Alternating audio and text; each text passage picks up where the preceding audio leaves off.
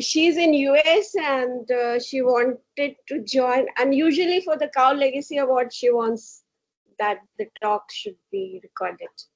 And she had mentioned that if she wakes up, then she will join. Where is she? She's in US. Yeah, but where? Yes, which place? Perhaps in Chicago or somewhere. In Chicago, so 7 hours or something like that. 7-8 hours between Germany and Chicago. So it must be more early in the morning, definitely. Yes, early in the morning. So maybe I should start.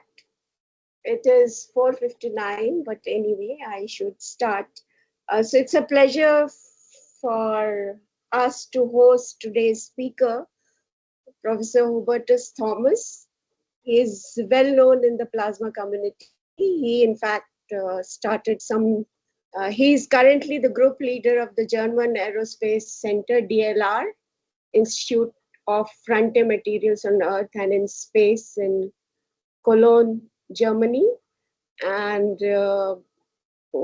you have all of you have received the flyer in which you must have learned that he initiated some beautiful experiments on dusty plasma in the International Space Station and other places. So today he's going to talk about 30 years of complex plasma research.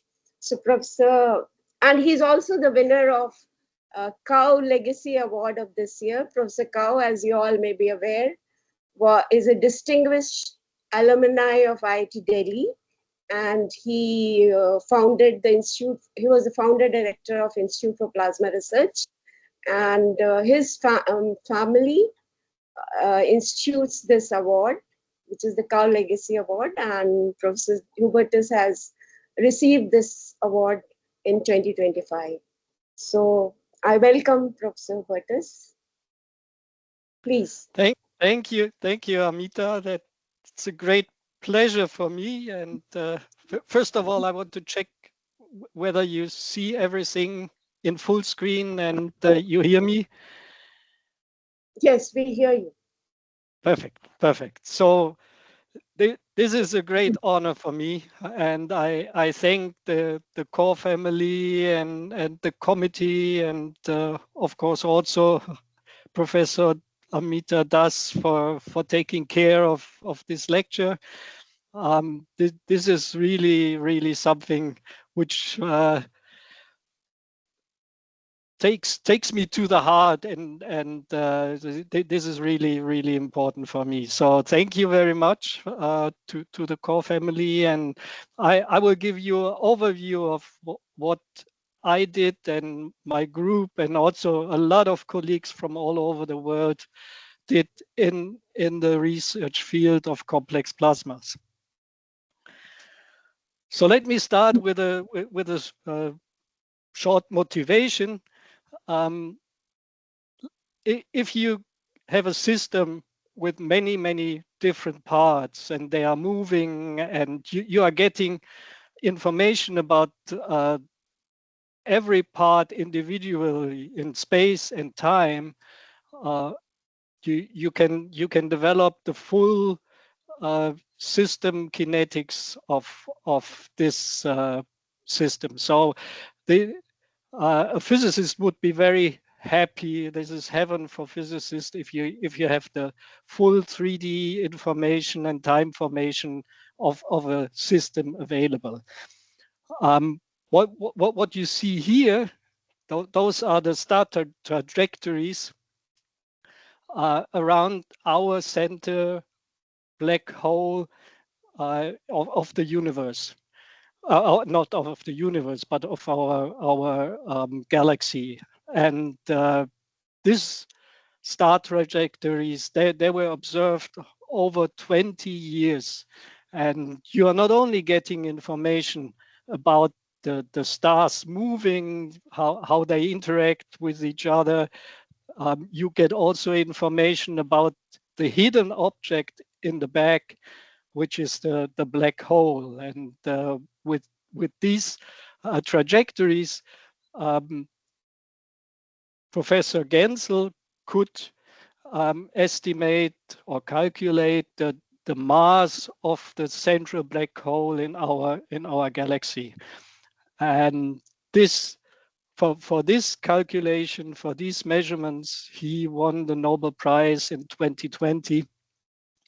And he was one of the directors at the Max Planck Institute for Extraterrestrial Physics, the institute where I was working for more than 21 years before I moved to DLR.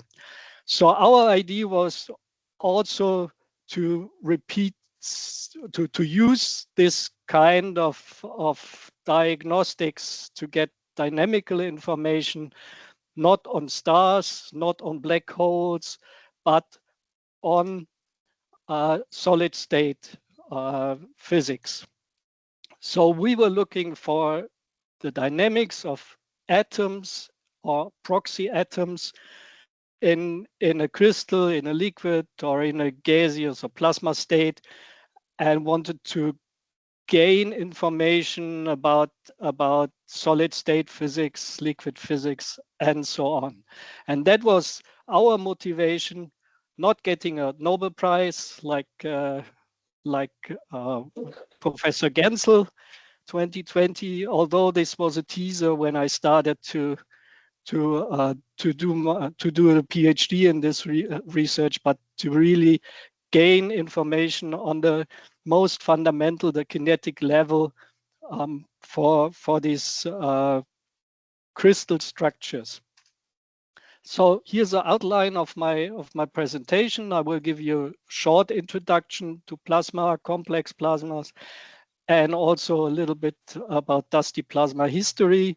I will show some of the many experiments which has been performed in the Earth lab under gravity conditions, and also some of the highlight experiments which we did on the International Space Station in our space lab.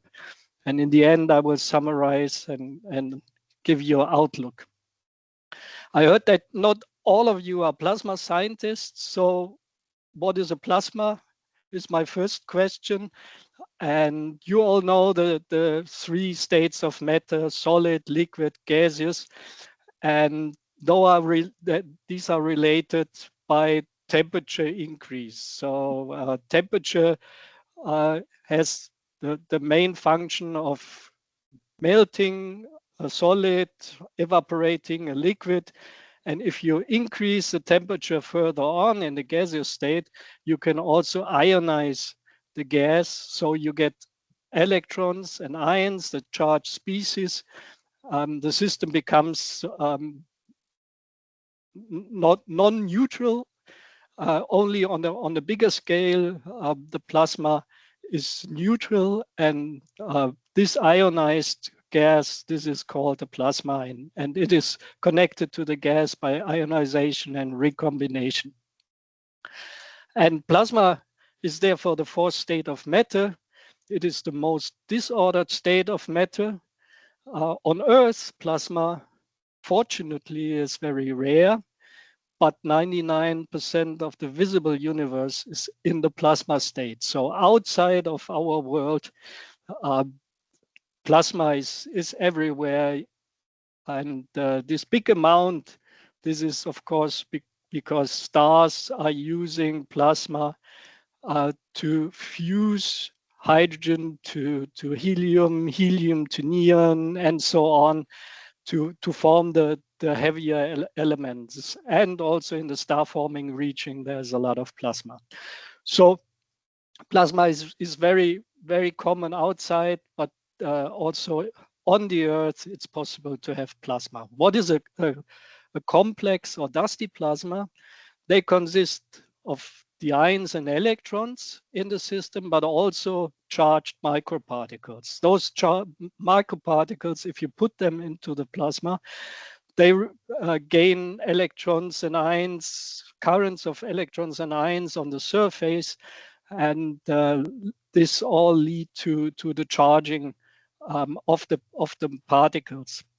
And those particles, if they are in the micrometer range, they can be easily visualized, so that you can observe them microscopically and get, if you use laser light, for example, to illuminate them, you can follow the trajectories of these particles in the plasma.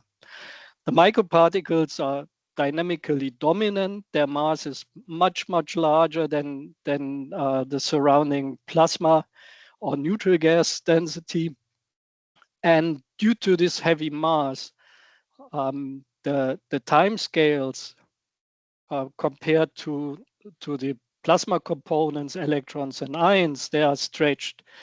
And the dusty plasma frequency is very low. It's of the order of 10 to 100 hertz. So easily observable also from that point of view, looking at the dusty plasma frequency.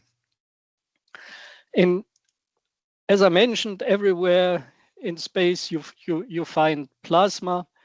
Some of this is also dusty. So dust is everywhere in the universe, plasma is everywhere in the universe, and those start to interact in the same manner. The charge, the particles, the dust is charged, and you can find those areas of dusty plasmas in the star-forming regions, in planetary disk, but also around the planets or moons, or even in comets.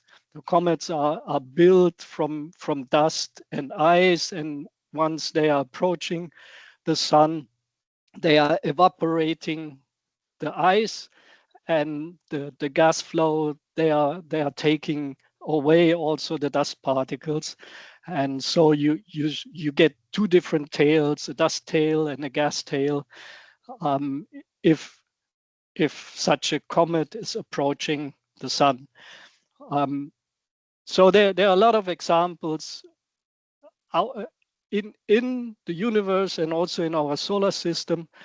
There are rare events on Earth where you see dusty plasmas. One of those are the so-called noctilucent clouds. These are plasma clouds in a height between 50 and 80 kilometers, and they appear during summertime in the northern part of our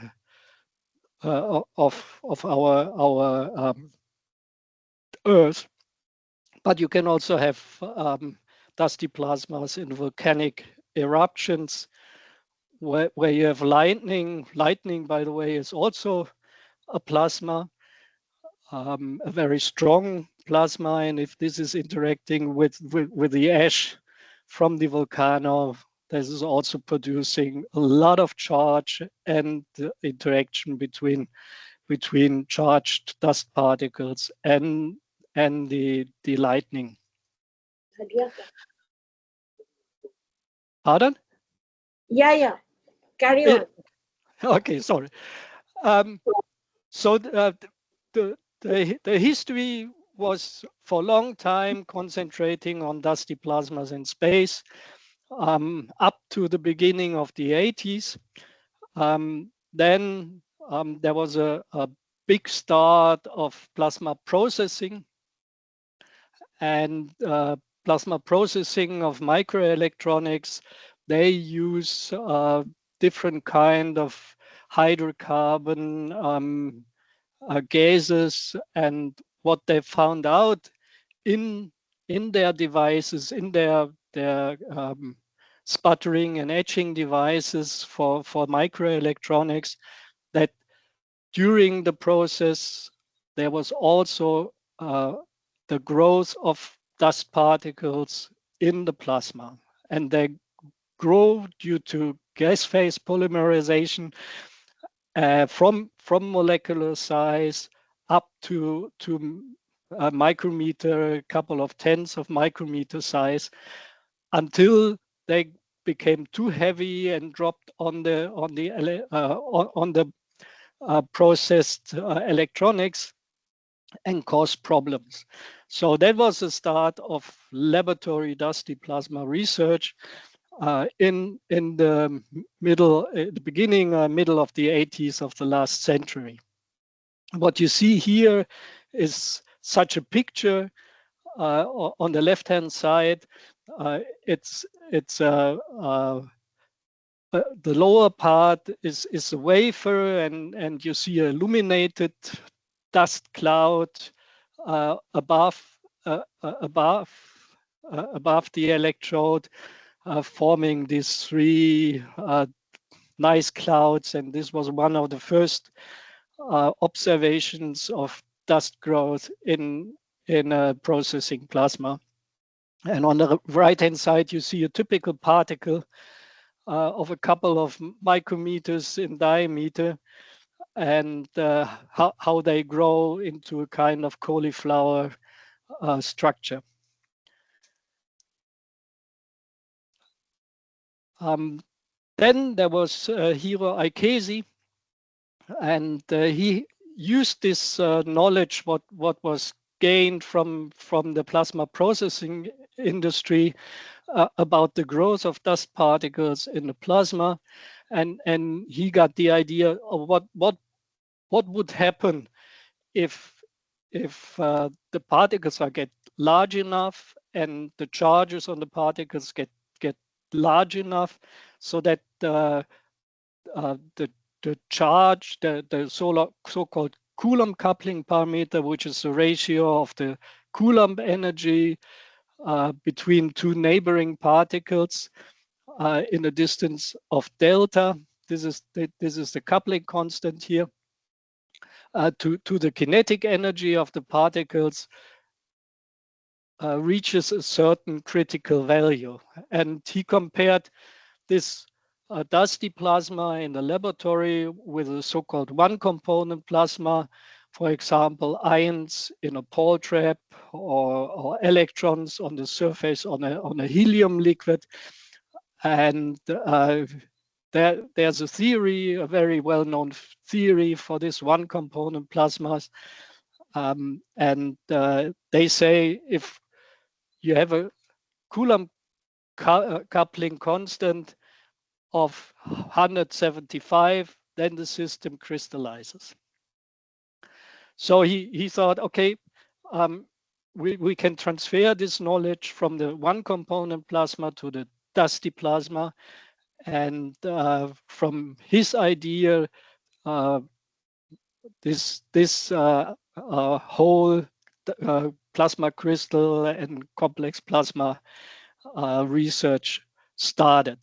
Although it took quite a while, it took another 8 years until also experimental results were available.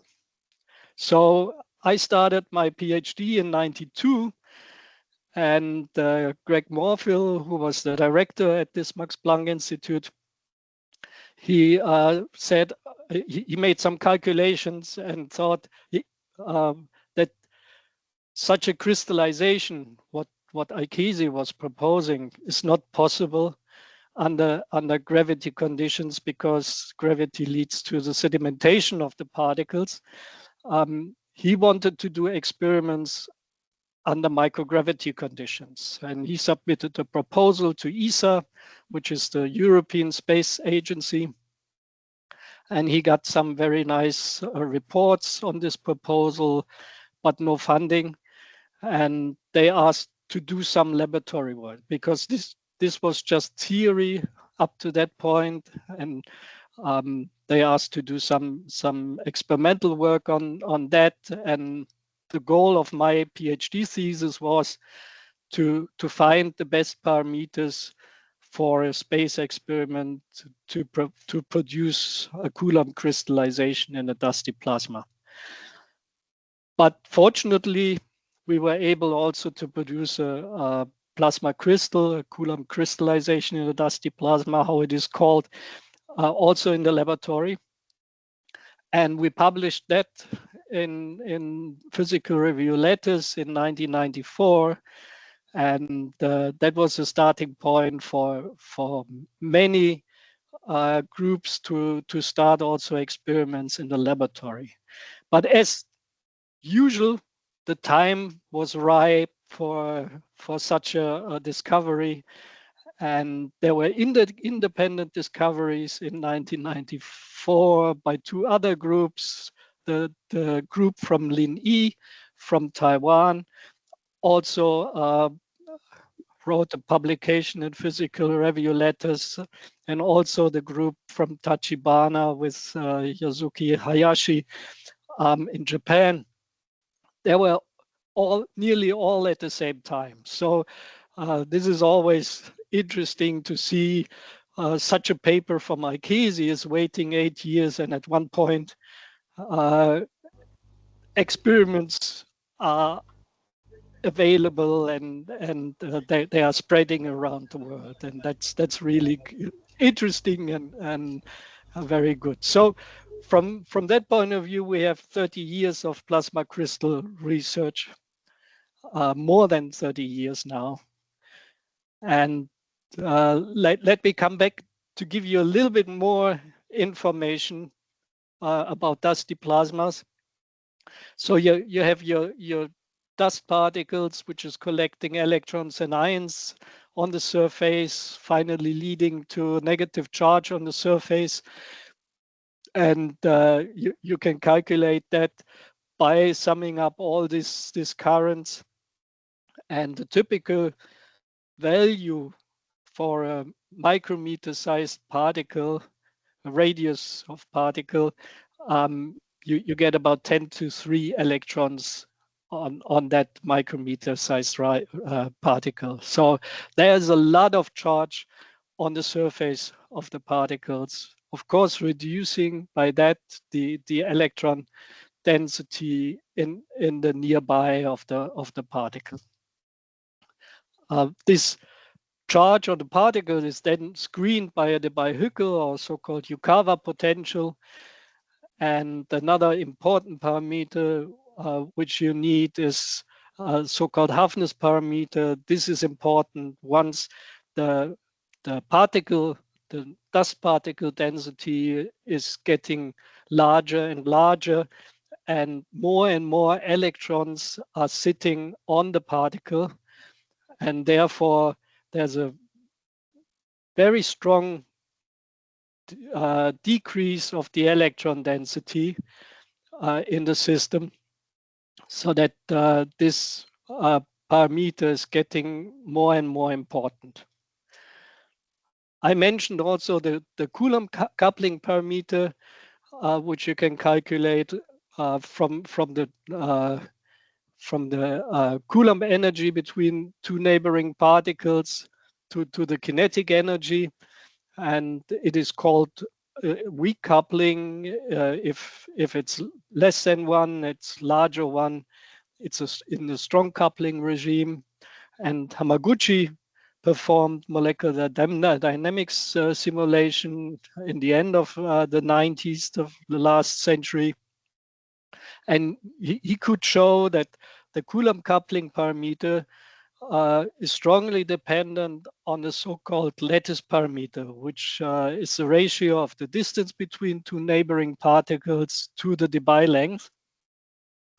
And you see, if the Debye length is infinite, this is a one component limit, which means kappa is 0. You get the one component critical value for crystallization. If you are increasing the screening or decreasing the screening length, you need larger and larger gamma values to reach the transition between fluid and solid body center cubic or solid phase center cubic. And you even can get transitions between BCC and FCC if you look for this phase space from Hamaguchi.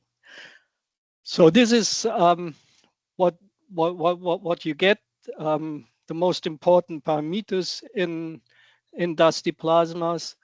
The forces which are acting on the particles are internal forces. On the one side, there's this mutual interaction between the microparticles, mainly the depletion of the particles from one from the other.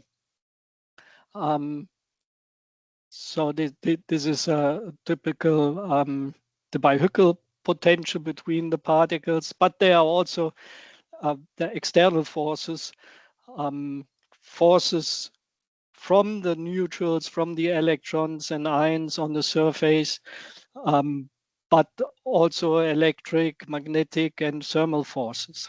And I mentioned that already, that gravity plays a very important role once the particle size, dust particle size is of the order of a micrometer. And you need particles of a micrometer to really observe them on the individual kinetic level. So that was our idea right from the beginning. Not only doing experiments in the laboratory, but also doing experiments under low gravity conditions. And how to overcome gravity? You can drop something, then it's in low gravity, or experience no gravitational force. You can do that in a drop tower, for example, here, the one in Bremen, gives you 4 seconds of pure dropping. If you use a catapult and shoot it up and let it fall again, you get up to 9 seconds of microgravity. So for an experiment in dusty plasma, this is quite short. There's another option. This is parabolic flights, or sometimes also called vomit comet, because you are sitting in the airplane doing your experiment, and you are going up and down. Every couple of minutes you have another parabola, and this is starting with high G phases, then entering into the parabola. You are getting 0 G, and then again high G by deacceleration. So this is for not so healthy stomachs, quite stressful, and people get problems with that. We did a lot of parabolic flights in our past, and I know why it's called vomit comet. Then there's a possibility to use sounding rocket experiments. There you fly up to 200, 300 kilometers. And while this is in a parabola, it also provides you with microgravity, typically 6. This is the minimum, up to 20 minutes for a larger rocket. And in the end, the best quality and the longest experimental time you are getting in low Earth orbit. And there we have the International Space Station, which was launched and crewed in the end of 2000. And since then, we are doing more or less experiments on the International Space Station.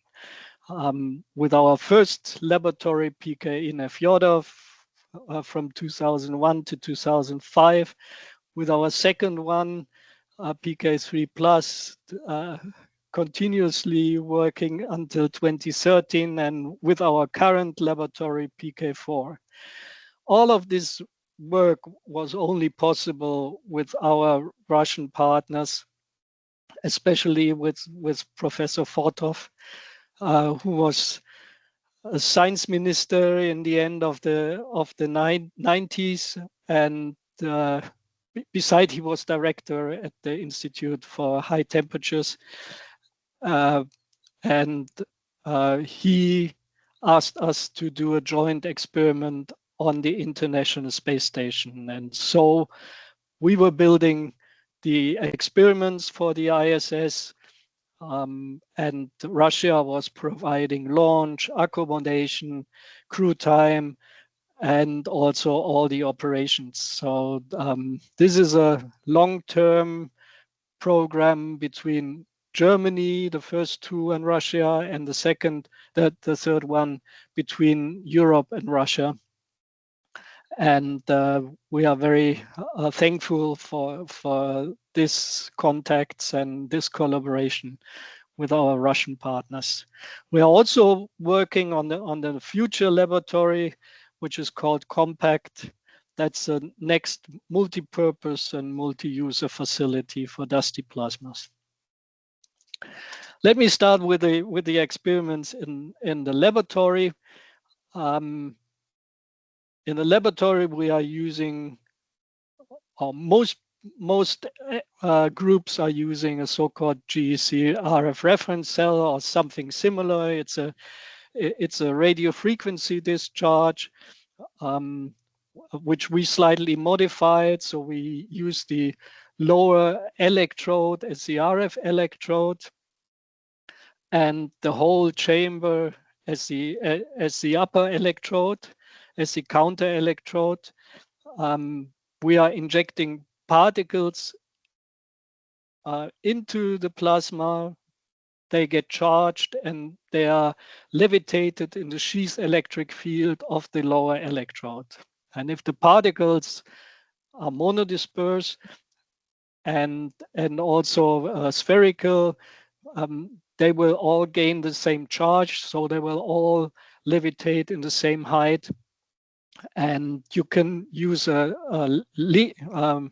laser sheet to illuminate the particles and observe the particle motion from above with a CCD camera. Look for the reflected light from the particles, and this is how it looks like. So this is one plane of a plasma crystal levitating in the area, in the sheath area, and this is what can be observed, and not only static images, but also you can follow the particles with very high resolution and get the dynamical information about their motion. If you use, for example, a long distance microscope, you get very high resolution of the particle motion. This is a single particle in the plasma, and it's moving in a potential well, and from the motion and from the mean square displacement, you get a lot of information first on the plasma, on the gas surrounding, but you can also calculate the mean kinetic temperature of the particle, which is about a little bit more than 100 degrees, 150 degrees centigrade. So here you see, you get the full dynamics by carefully using high resolution microscopy to get the particle dynamics. This is a single particle, but you can also do that for a large amount of particles. You can study the interaction between the particles, and you get, if you have a nice crystalline structure, you also can do your normal crystal analysis and get information about the structure. Normal crystal structures in 2D, they are hexagonal structures, so every particle has 6 neighbors. Sometimes you see defects, which are 5-7-fold dislocations, and those dislocations, of course, they produce a stress in the system. And there's a very controversial subject on the motion of these 5-7-fold dislocations. The common wisdom was that such a dislocation cannot move with a speed faster than the sound speed of the shear wave in the crystal, because the energy which is radiated during the motion at the sound speed becomes infinite. This is one possible scenario, but Shelby predicted in 1994 that such a edge dislocation, this is how it's called, can move at a particular speed of square root of the sound speed without any radiation at all. 50 years later, this prediction was also confirmed by atomistic computer simulations, and they saw a broader a range from 1.3 to 1.6 times the sound speed. But there was no experimental evidence of this, and in a normal crystalline structure, in a normal solid, how do you get this information? So Vladimir Nosenko, he did experiments in this GEC cell, and he produced a very nice circular two-dimensional system. He slightly rotated the system, and due to this rotation, this produced a stress on the system. And what you see here is the pair orientational correlation function. And due to the stress in the center area here, there are dislocations produced, and they move towards the edges or towards these lines of dislocations where they combine with the others. And this is a very clear, a very nice dynamical observation of the motion of these dislocations. And if you carefully analyze that, you can look for the motion in the triangulation, and you see how the pairs of dislocations appear, and if how they move apart from each other, finally ending up in these areas of dislocations. You see the bond orientational motion, which you saw in the video, but even more important is if you look for the vorticity map, which is produced by this moving dislocation. And what you see is the appearance and the moving apart, and especially here at the end, you see that the particles, they produce a Mach cone behind them, and a Mach cone appears when the velocity is larger than the sound speed. And that was the first observation that Shelby was right, that at a certain value of the speed of these dislocations, the dislocation can move nearly without damping and them producing these beautiful Mach cones. A few years later, he did a more sophisticated experiments where he used to control the shear forces by anti-parallel laser beams, which are producing the shears, and where you can adjust the shear by adjusting the laser power. So he produced a controlled stress to the two-dimensional plasma crystal without melting it, and he got a very nice phase diagram concerning the dislocation speed depending on the applied shear stress. And interesting is that there's a so-called forbidden gap, which is coming from theoretical calculations from Rosakis, and they provided the theory, and the blue points, they are all the experiments which Vladimir Nosenko did in his experiment. So this is the next step, and it shows how a simple experiment in a laboratory, a model system of a crystal, can help to understand solid state physics. Last experiment I want to mention before I move to the experiments under microgravity are active matter experiments. Active matter is a hot topic in interdisciplinary studies.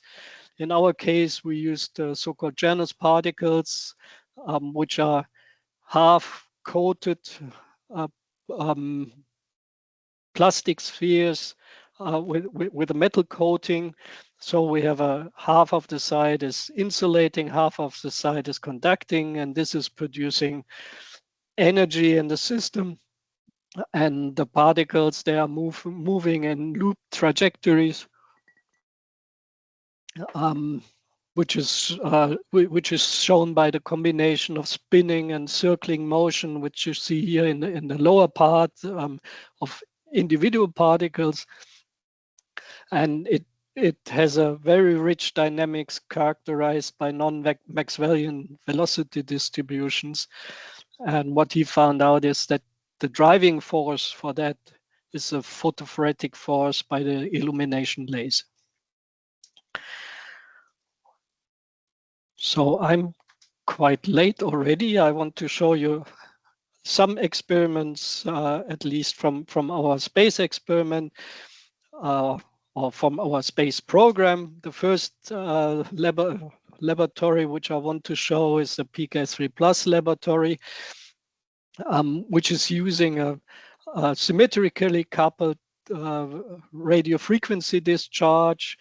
Due to the symmetrical coupling of the RF electrodes, we can produce a symmetrical and homogeneous plasma between the electrodes. We can inject particles with a particle dispenser.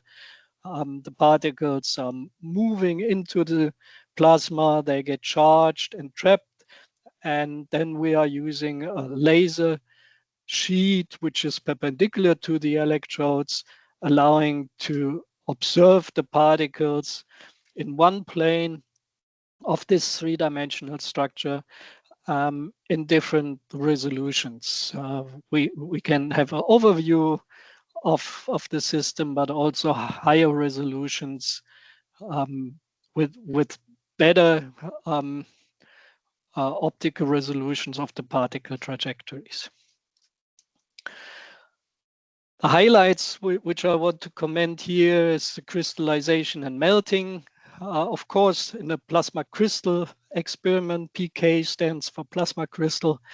In a crystal experiment, plasma crystal experiment, we want to look for crystallization and melting. This was possible. We even made tomographic scanning of the three-dimensional cloud and got a lot of information about the propagation of crystallization waves into the liquid, and could get information about this heterogenic nucleation and crystallization process. We did experiments on electrorheology, and I'm explaining that in a minute. We did experiments on normal dust density waves or dust acoustic waves, and also shock waves, again producing Mach cones by the motion of one particle through the big cloud of dust particles, which is stable, and then you see behind the particles the Mach cones. We also use different sizes of particles, let them penetrate through each other. We saw that one particle size, which is moving through the other, they are forming so-called lanes. This is a minimal energy criterion, which is pushing the particles in a lane when they move through the cloud of other particles. Very similar to what you see in a crowded pedestrian zone where people are moving in lanes one after the other. This works also without brains. You can follow the particles and see what's going on. And finally, you also see in these binary systems the phase separation of two different particle sizes, which is also a very interesting topic. So PK-3 Plus open up a new future of research in complex plasmas. What I wanted to show you are these electrorheological plasma or field-induced interactions. This is well known from colloidal physics. If you add an electric field to the system, the particles which you have in the fluid medium, they start separating the charge on the surface. They're forming dipoles, and due to the dipole formation, you can get the string formation, the interaction between neighboring particles, and therefore the string formation. And for low density dusty plasmas, you get the strings. If you increase the density, you get sheets, domains, and also bigger structures. Am I already out of my time, or? You can take. Okay. It's 5:45 only. You can take 5 to 10 minutes. Okay. I will speed up. So this is well known in colloidal science, and the question is, can we tune also the plasma, the particle potential? Usually, you have a spherical potential. If you have no electric field, if you add a DC field, the ions are drifting. Those which are not collected by the microparticles, they are lanced by the negative charge of the particles to a so-called ion wake region, and this is producing a kind of potential well, and this has a dipole and also a quadrupole effect. If you alternate your electric field with a frequency which is much larger than dust plasma frequency, so that the dust particles are not reacting, but much less than the ion plasma frequency, you can move the ions back and forth and produce a positive potential upstream and downstream of the particle, and therefore getting a positive potential distribution. And this is very comparable to that of conventional dipoles. And we added an AC electric field on the electrodes of the RF of the PK-3 Plus experiment, and tried to form such a transition from a fluid regime to a kind of string-like structure. The structure was more or less also a kind of crystalline structure, and we could also show that we see different kind of lattice structures like hexagonal close packed, face center cubic, or BCC, but it was not clear whether we observe those squeezed crystalline structures which are well known for colloidal for colloidal suspensions. Let me shortly show also the PK4 experiment, which is quite different to the radio frequency discharges which we used in the two experiments before. This is a DC discharge where we can transport the particles into the field of view, and then we can switch the polarity with a frequency high enough so that the particles can be trapped without motion. But this frequency which we are using, it's 10 to 2 to 10 to 3 hertz, and is small enough so that we continue with a DC discharge. So keeping the nature of the DC discharge, but trapping the particles in the system. And with that system, we can get, again, dynamical observations by 2D following of the particles, but also getting static structure with a 3D scan. And due to the special geometry which we have, the cylindrical geometry, we are not using a normal pair correlation function. We are using a radial pair correlation function. Here you see some of the theory to calculate the pair correlation function. And here you see a plot of the pair correlation function in the string fluid, where you see the string peaks here at the edges at 0.5, and you also see these inter-string arches, which are very important. We did some more experiment on this structure formation, and we did also numerical simulations which could show that this is a very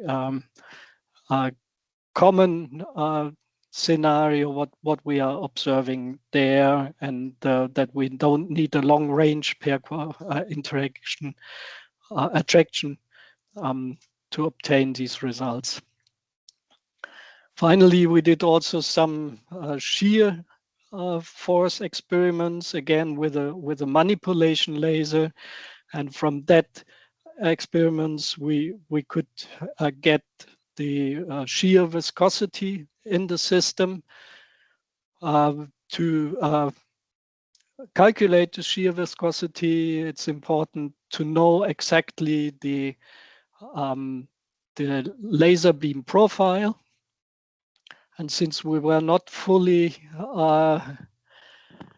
sure about the laser beam profile, whether it was disturbed by the launch with a rocket, we did an experiment by switching off the plasma and looking for the shear forces with plasma off and plasma on, and by the difference between the two lines, this is a velocity distribution depending on the axis of the plasma chamber. We could get the viscosity of the system, so a very fundamental information. Let me come to some more experiments which we did. Conventional dust acoustic waves, of course, such a DC discharge with a moving dust cloud is perfectly suited to study dust acoustic waves, and we did a lot of experiments concerning that. We also looked for static waves in a polarity switched trapped cloud. And we saw that the dust acoustic wave speed decreased due to the interaction, a strong interaction, especially within the strings. This is slowing down the system. Many more experiments which were performed, and if you are interested, I can send you a long list of papers on this experiment. So let me finish with the conclusion and the perspectives, I mainly concentrated on the topic of dusty plasma research in the laboratory and in space, representing complex plasmas as a state of soft matter. So looking for classical condensed matter topics like phase transition, cooperative phenomena, active matter, and so on. But there are other important areas of research in dusty plasma. The first one is natural dusty plasmas. I mentioned that earlier. So there are fundamental processes which might be important, like charging, lofting, levitations, especially if you move to the moon.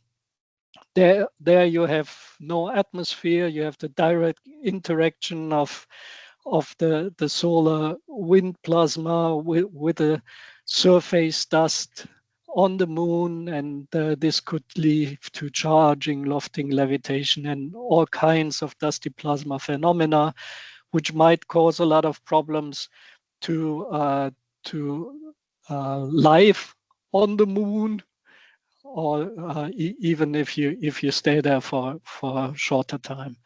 And I mentioned also in the beginning that dusty plasma in the industrial applications, this is still an important issue. And if you want to get more information on the future of dusty plasma research, please have a look at this Physics and Applications of Dusty Plasma, the perspectives, which was published in POP in 2023. So finally, I have to acknowledge a lot of colleagues, especially my PhD supervisor, Greg Morfill, and director for more than 20 years at the Max Planck Institute for Extraterrestrial Physics. Here's a group photo short before his retirement in 2013.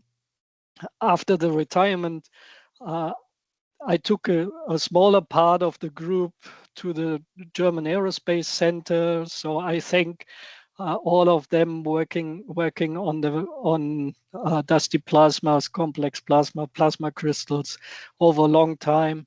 I mentioned already our colleagues from the Joint Institute for High Temperature, especially Professor Fortov, which made it possible that we get a program for plasma crystal research on the International Space Station. And finally, a large plasma crystal science team, which was contributing to experiments in a laboratory in space, doing theoretical calculation and also simulations. So this award not only belongs to me, it belongs to a large group behind me. And in principle, I could cut the trophy into many pieces and distribute it over the world, and everybody would get one part. I don't do that. Please tell to Mrs. Kaw that I don't do that. But in principle, that would be the right thing, to thank all the people. So finally, I want to thank again the Kaw family, the committee, Professor Das for taking care of this award and giving me the honor to receive this in this year.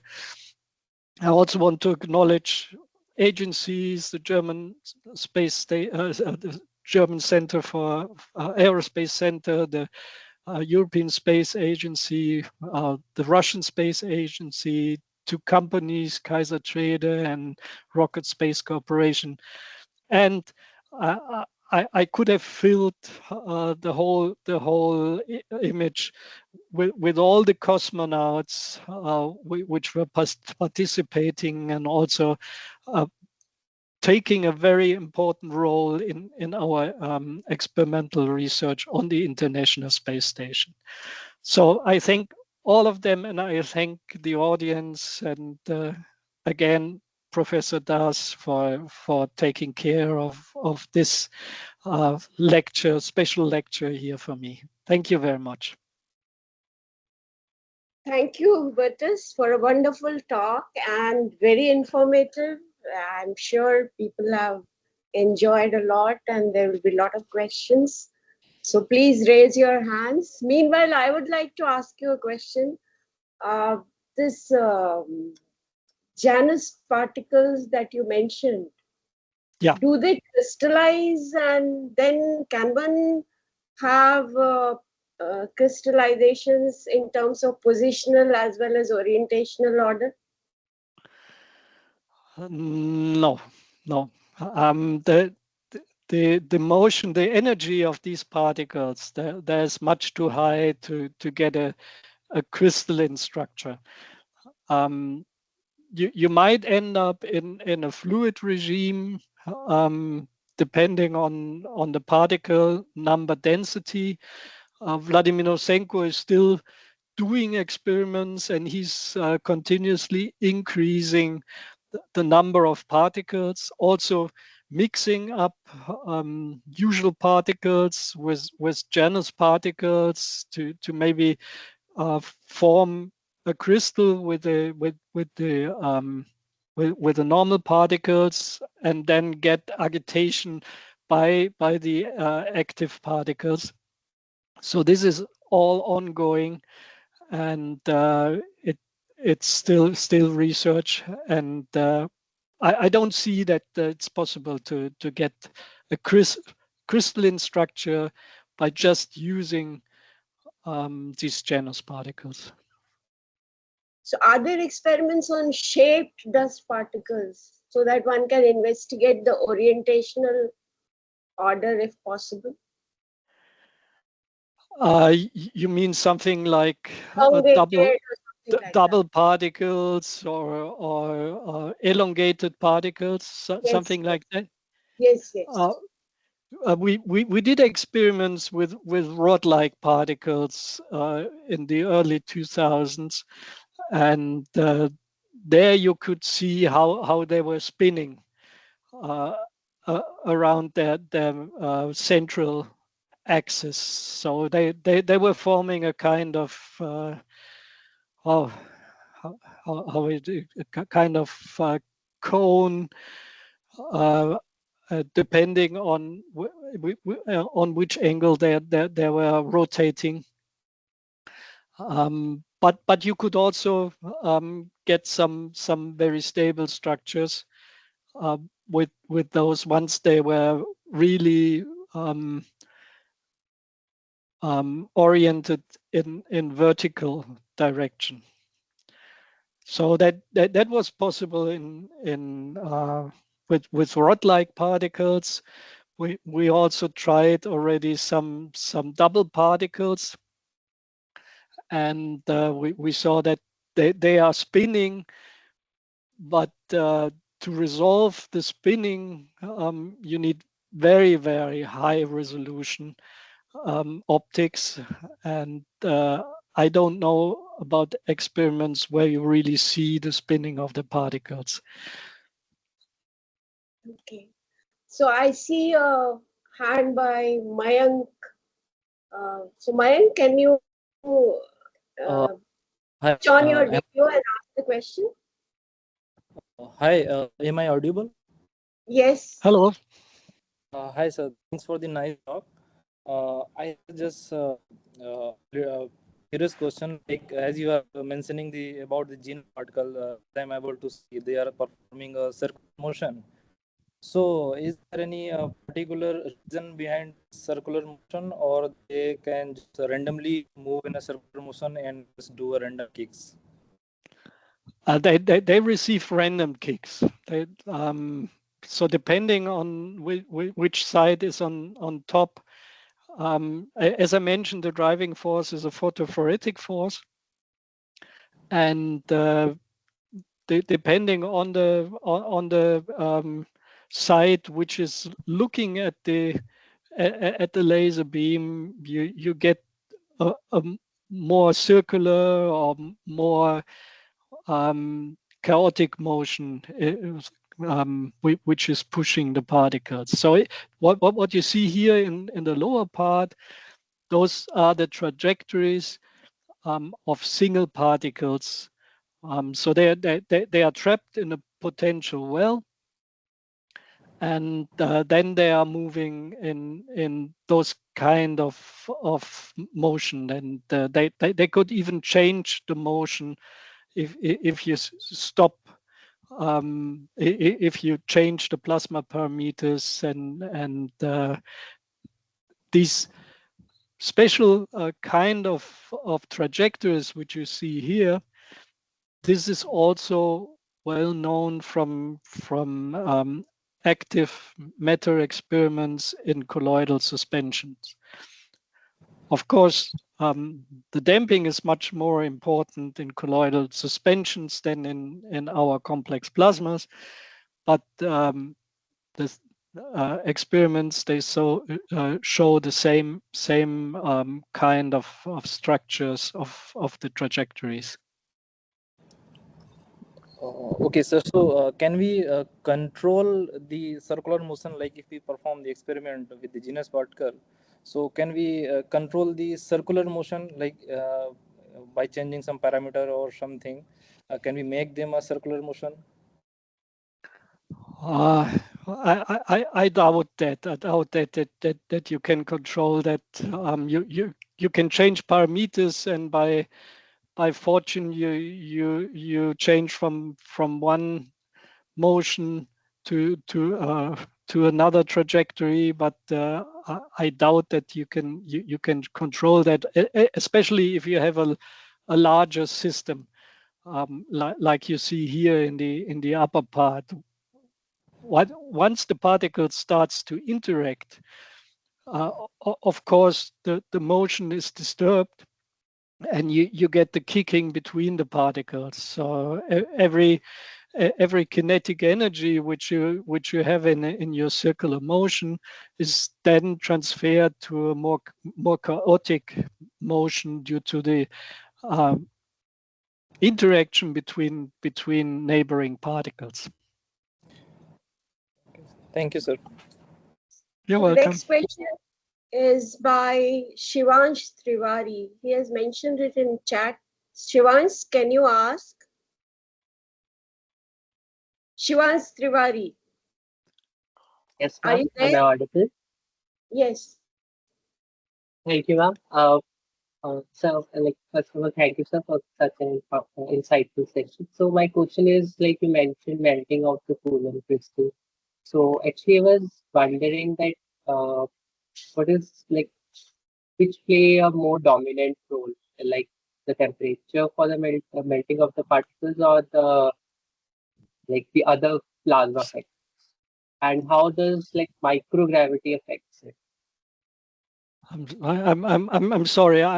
The connection was very, very bad. Maybe I should read the question. He's It's written down. Maybe yes. I could read it by myself. Yeah.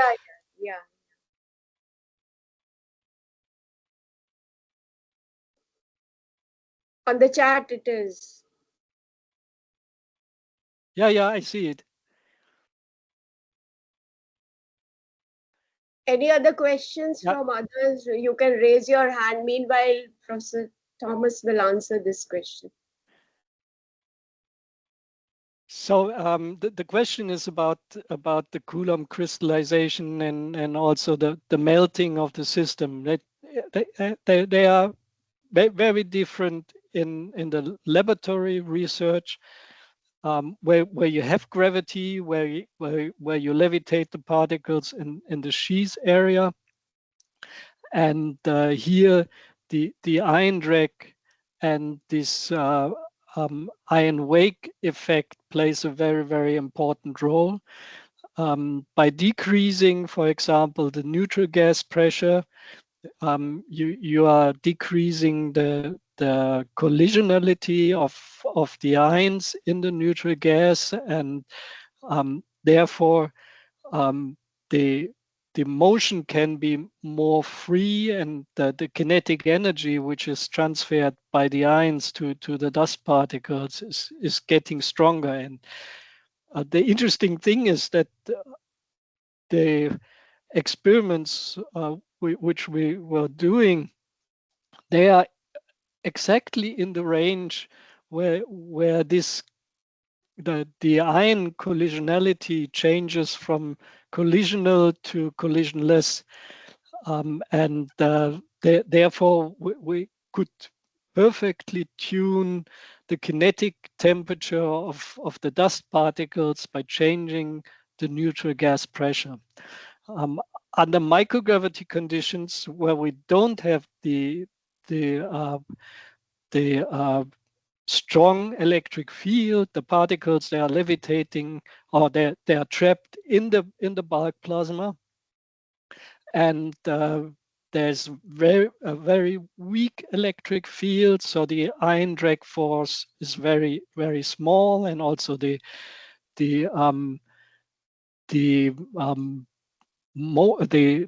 ion wake effect is very little. And to melt a three-dimensional crystal under microgravity conditions, we switched on something which is disturbing the whole cloud.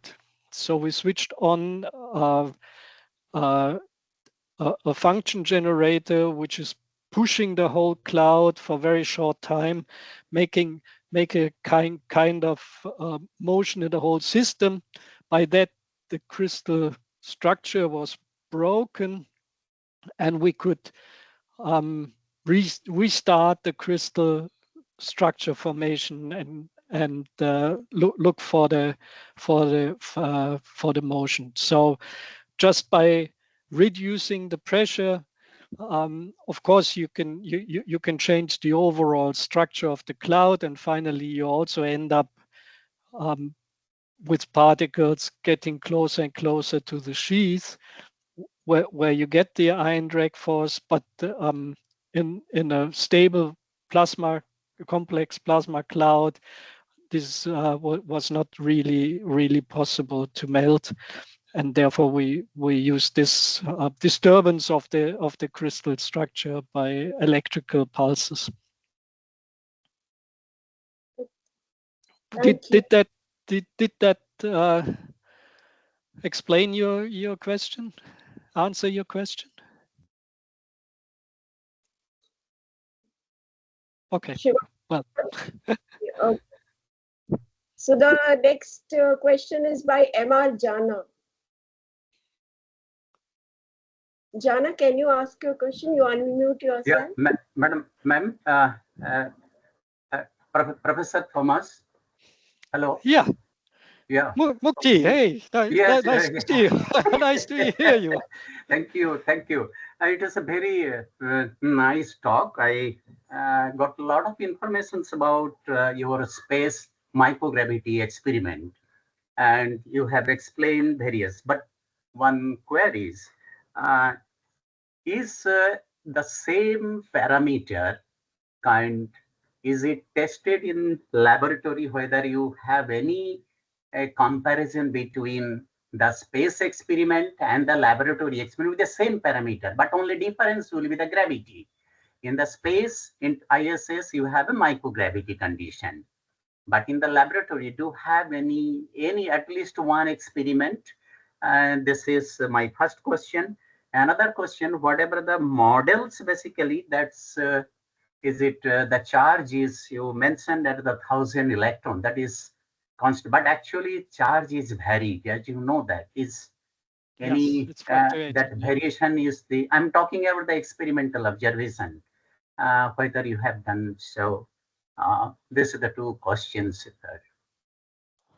Okay, the first one, there are many experiments, even in the same experimental setup, on ground as well as under microgravity conditions. The difference is, of course, under gravity conditions, the cloud is pushed into the sheath of the lower electrode, experiencing non-symmetric plasma and experiencing also the ion drag force. But you can also form multiple layer plasma crystals, and there are many experiments which we published about crystalline structure, also about recrystallization fronts which are moving from the lower part where the highest compression, the highest density is to the sheaths, to the bulk plasma. What we also saw is that the sheath electric field is expanding by adding more and more particles. So the pre-sheath, which is helpful to levitate particles of a micrometer size, you can really form 20, 30 layers of plasma crystals. You could melt that, as I mentioned before, by reducing the neutral gas pressure, by decreasing the ion collisionality, and therefore producing these ion wakes. And then you are entering into a system where the particles start to move. You see waves and even collisions between the particles in the lower areas, and we published that. So I can give you a lot of examples. Wonderful. Yes. From laboratory and also from space. So everybody, I hope you have my email address. Please, everybody who's interested in getting literature on one or the other topic, please send me an email. I will provide you with the literature's references. And the second question, please, could you remind me? That is the model, whatever that this one, that variation of the charges has been included or not? The fluctuation, and this is going so fast. Up to now, I don't know about experiments where you really see where you really measured the charge fluctuations. There's a lot of theory which explains one or the other phenomena which was visible. For example, this mode coupling instability in a two-dimensional plasma crystal levitating in the sheath, where you by reducing the neutral gas pressure slowly, you could melt the whole crystal. This is all due to charge fluctuations, the particles moving up and down in the sheath and gaining higher charges, lower charges, but there's no measurement which is really giving you a quantitative measure of the charge variation. Great. Thank you so much. Appreciated. Thank you. There is a last question from IPR on the chat box. And the question is, does the viscosity going to change if we perform an experiment in a 2D and 3D geometry? In other words, does the presence of gravity going to change viscosity? Well, this is a good question.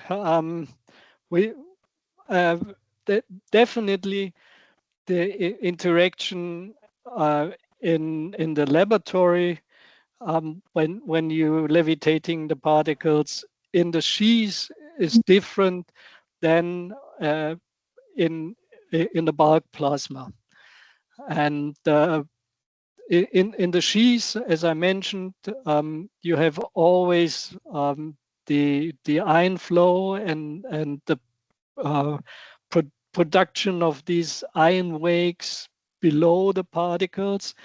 you always get, if you add shear forces to the system, you always get the interaction between neighboring particles, but also between the particles and the neighboring wakes. So I'm quite sure that the shear force and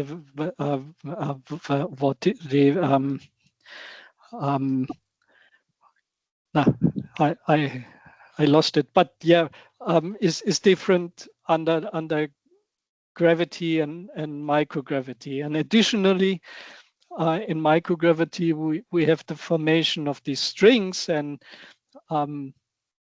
the shear force was along the strings, and the interaction within the string is quite strong due to this dipole-dipole interaction, but between neighboring strings is much less. So this is the reason why we believe that we're measuring quite a low viscosity in the microgravity experiments, because we were pushing in the direction of the strings. There's a group in Gießen. They are using the PK-4 setup on parabolic flights, and they wanted to do experiments where they excite the shear force perpendicular to this to the main axis. So they can change the experimental setup, and they wanted to do that, but up to now this was not done. But they are doing regular experiments in parabolic flights, and maybe then we see a different viscosity in the direction perpendicular to the electric field.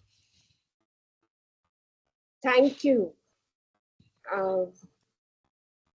So, like every good things come to an end, so we will have to wind the talk. Thank you, Hubertus, for a wonderful, informative talk. And I'm sure people will contact you for further questions. So once again, a round of applause for your talk and explanations. Thank you all for listening and for the nice questions. And again, thanks to the Kaw family and of course Amita for this nice lecture. Thank you very much. We hope to see you in India next year. We are having the ICPP conference in December. You told me already that would be a nice occasion. Yeah. So maybe I bring the award to make the celebration with all of you then. Yes, definitely. Yeah. Okay, bye. Okay, thank you all. Bye. Bye. Yes.